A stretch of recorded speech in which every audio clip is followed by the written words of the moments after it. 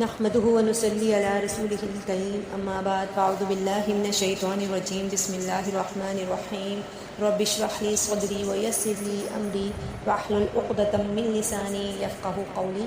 السلام علیکم ورحمۃ اللہ وبرکاتہ۔ آج ہم سورہ ملک کی آیت نمبر 15 پڑھیں گے۔ هو الذی، وہی ذات ہے، جعل،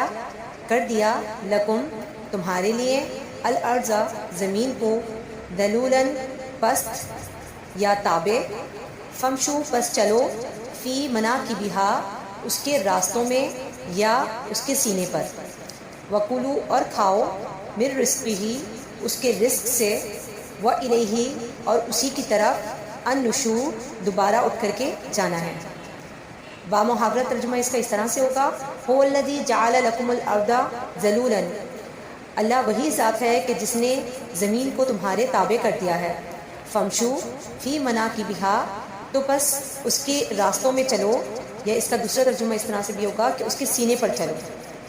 وکلوا من رزقہ، اور اس کے رزق سے کھاؤ، والیہ النشور، اور اسی کی طرف یعنی اللہ کی طرف دوبارہ اٹھ کر کے جانا ہے۔ اب جو ہم نے پچھلی آیت پڑھی تھی، آیت نمبر 14، اس کے اندر ہم نے پڑھا تھا کہ کیا جو رب ہے، جو خالق ہے، کیا وہی نہیں جانے گا جس نے اس پوری دنیا کو، اس پوری کائنات کو، زمین اور آسمان کو پیدا کیا؟ تو کیا وہی نہیں جانے گا اپنی مخلوق کے بارے میں کہ کیسا اس کو پیدا کیا ہے؟ تو اب اس خالق کے ہونے کے متعلق بتایا جا رہا ہے کہ وہ خالق کیسا ہے، وہ خالق کس طرح کا ہے کہ جس نے اپنے بندوں پر احسان کیا ہے۔ اور وہ احسان کیا ہے؟ پہلا احسان یہاں پر بتایا جا رہا ہے، هو الذی، وہ ذات ہے اللہ تو، کہ جعل لکم الارض، جس نے تمہارے لیے زمین کو پیدا کر دیا۔ اب یہاں پہ لکم کا لفظ استعمال کیا گیا ہے، یعنی اللہ تبارک و تعالیٰ نے انسانوں پر یہ احسان کیا ہے کہ انہیں زمین جیسا ایک خوبصورت پلانٹ دیا ہے کہ اس پلانٹ پہ انسان جیسی ایک مخلوق بستی ہے، جو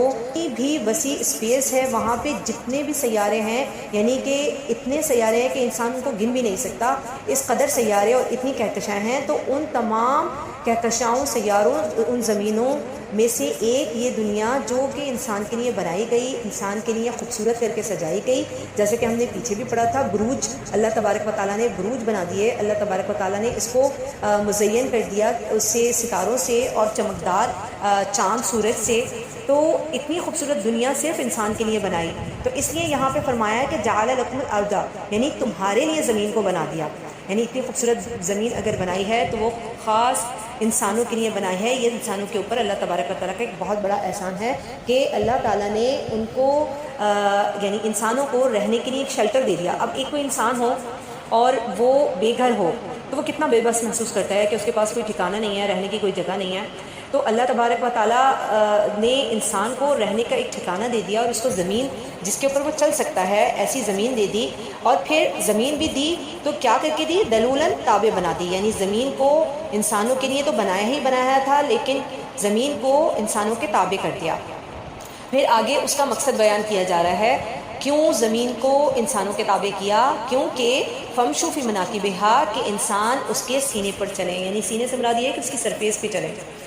جیسا کہ زمین کو انسانوں کے لیے بچھا دیا ہے، تو اس زمین پر چونکہ پانی کے راستے بھی ہیں، یعنی کہ سمندر بھی ہے اور سمندری راستے بھی ہیں جن کے اندر بڑی بڑی کشتیاں چلتی ہیں، جہاز چلتے ہیں، اور انسان ایک جگہ سے دوسری جگہ پہنچ جاتا ہے۔ پھر اسی طریقے سے پہاڑی راستے بھی ہیں، وادیاں ہیں، ندیاں ہیں، دریا ہیں، تو ان کے درمیان اللہ تبارک و تعالیٰ نے ایسے راستے رکھے ہیں کہ انسان اس کے اوپر چلتا ہے، اور چلنے کا مقصد کیا ہے؟ تاکہ وہ سروائیو کر سکے، اپنی زندگی کو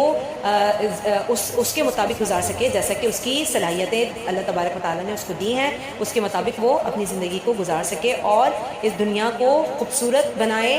اللہ نے تو خوبصورت بنا کر کے دی ہے، لیکن جس خوبصورتی میں اللہ تبارک و تعالیٰ نے یہ زمین انسانوں کے حوالے کی ہے اور تابع کر دی ہے انسانوں کے، تو اب ان کو کہا جا رہا ہے کہ یہ تمہارے تابع اس لیے کی گئی ہے تاکہ تم اس کے اندر چلو پھرو۔ یعنی چلو پھرو سے مراد کیا ہے؟ کہ جو تمہیں اللہ تبارک و تعالیٰ نے صلاحیتیں دی ہیں، تو اب اپنی صلاحیتوں سے اپنی 60 سال کی، 70 سال کی جو تمہاری زندگی ہے، اس زندگی کو محنت کے ساتھ گزارو، اور جس طریقے سے دنیا میں رہنے کا حق ہے اس طریقے سے اگر تم ایکسپلور کرو یا تم اس کے اندر چلو پھرو، تو اللہ تبارک و تعالیٰ کو یاد رکھو کہ اللہ تعالیٰ نے تم پر یہ احسان کیا کہ تمہیں چلنے پھرنے کو یہ زمین دی۔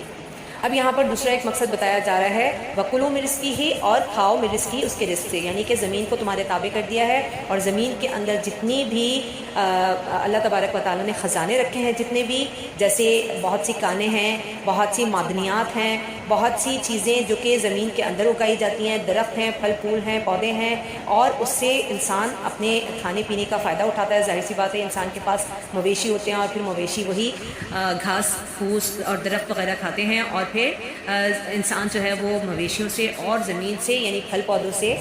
فائدہ اٹھاتا ہے، اور پھر وہ ان کے لیے ایک غذا کا اور رزق کا سبب بن جاتے ہیں۔ تو اب دوسرا مقصد بتا دیا کہ زمین کو چونکہ اللہ تعالیٰ نے انسانوں کے تابع کیا ہے، تو اب اس کے اندر سے جو بھی رزق نکلتا ہے، خواہ وہ پانی کی صورت میں ہو، خواہ وہ پھل کی صورت میں ہو، خواہ وہ اناج کی صورت میں ہو، خواہ وہ مویشیوں کی صورت میں ہو، یا سمندروں کے اندر جتنے بھی مخلوقات جو اللہ تبارک و تعالیٰ نے انسانوں کو کھانے کے لیے الاؤ کی ہیں، تو وہ چیزیں ہوں، تو اللہ تبارک و تعالیٰ نے یہاں پہ فرمایا کہ ان کو بطور رزق جو ہے وہ کھاؤ۔ وَإِلَيْهِ النُّشُورُ اب یہاں پہ فرمایا جا رہا ہے کہ اور اسی زمین سے دوبارہ اٹھنا ہے، یعنی خالق ہونے کی حیثیت سے اللہ تبارک و تعالیٰ نے جو احسان انسانوں پہ کیے ہیں اب وہ یہاں پہ بتائے جا رہے ہیں۔ تو یہاں پہ موت کا ذکر نہیں کیا گیا، بلکہ یہ ذکر کیا گیا کہ زمین کا ایک اور تیسرا مقصد وہ یہ ہے کہ جب تم مر کھپ جاؤ گے اور تم اس زمین کے اندر دفن ہو جاؤ گے تو اللہ تبارک و تعالیٰ تمہیں ایک زندگی اور دے گا، اور تم آخرت میں دوبارہ اٹھ کر کے اس کے حضور پیش کر دیے جاؤ گے، جیسا کہ تمہیں اللہ تبارک و تعالیٰ نے پہلے پیدا کیا تھا۔ اور چونکہ غیب پر جو ایمان ہے اس کے اندر یہ چیز بھی ہے کہ دوبارہ اٹھائے جانے پر انسان کا ایمان ہو۔ اللہ تبارک و تعالیٰ سے دعا ہے کہ اللہ تبارک و تعالیٰ ہمیں آخرت میں نیکوکاروں میں سے اٹھائے، اور اللہ تبارک و تعالیٰ ہمیں اپنے نیک بندوں میں شمار فرمائے۔ آمین ثم آمین۔ سبحانک اللہم وبحمدک نشہد ان لا الہ الا انت نستغفرک ونتوب الیک۔ السلام علیکم ورحمۃ اللہ وبرکاتہ۔